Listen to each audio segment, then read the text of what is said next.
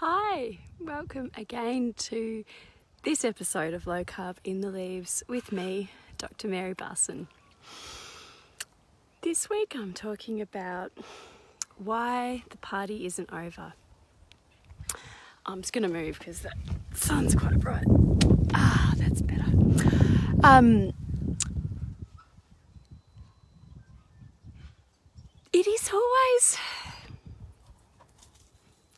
a challenge adjusting to a new lifestyle. And yesterday I talked about the stages of grief, denial, anger, depression, acceptance.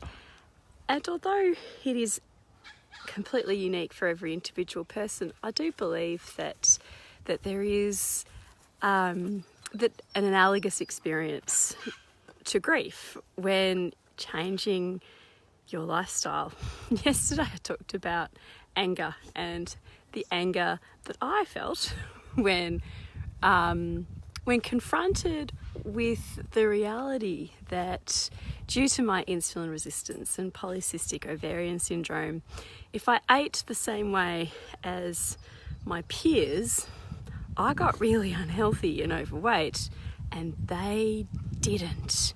And it felt very unfair, like it was this horrid injustice, and it made me angry.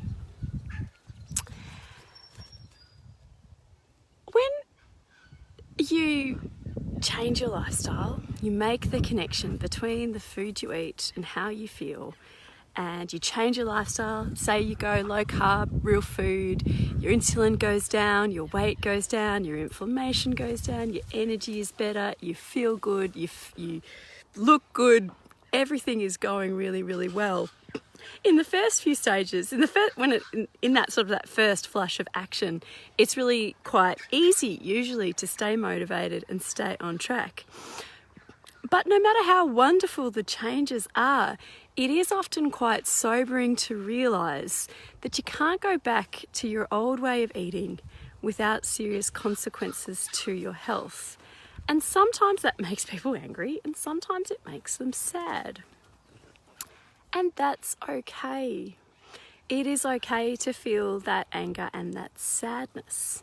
They are a natural and normal part of the human experience.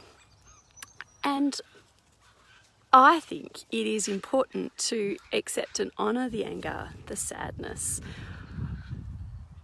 and allow it to be there and process it so that you can move forward to a much more wonderful state of being, which is acceptance.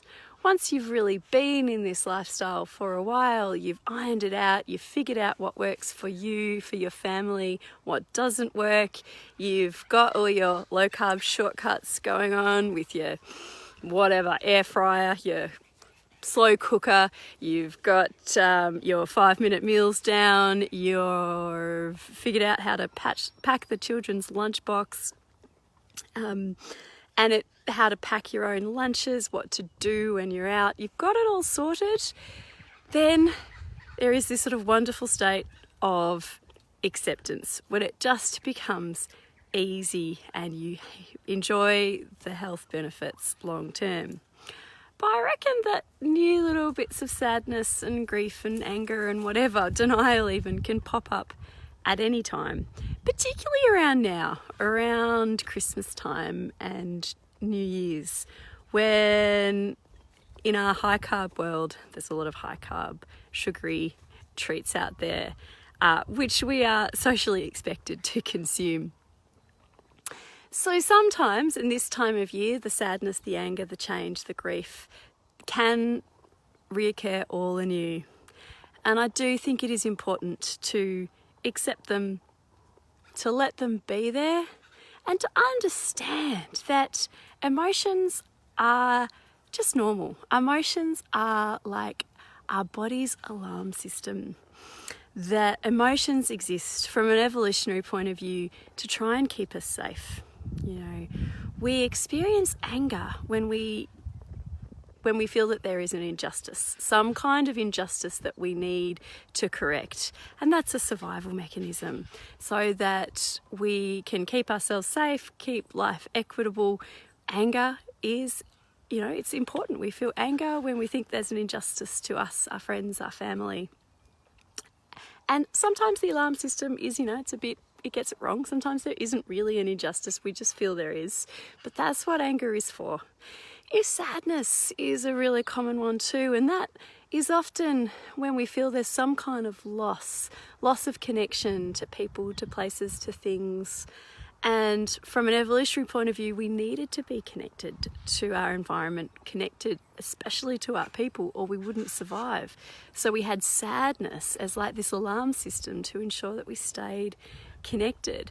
And fear, well, we've talked a lot about stress and the fight and flight response over the years, and fear is a really important emotion to help us get out of danger. So it's just our body helping us, or trying to help us. So accepting these feelings as a normal, natural and transient part of life can certainly help us move forward. So I guess our take-home message is accept how you're feeling. There's no right or wrong when it comes to feelings.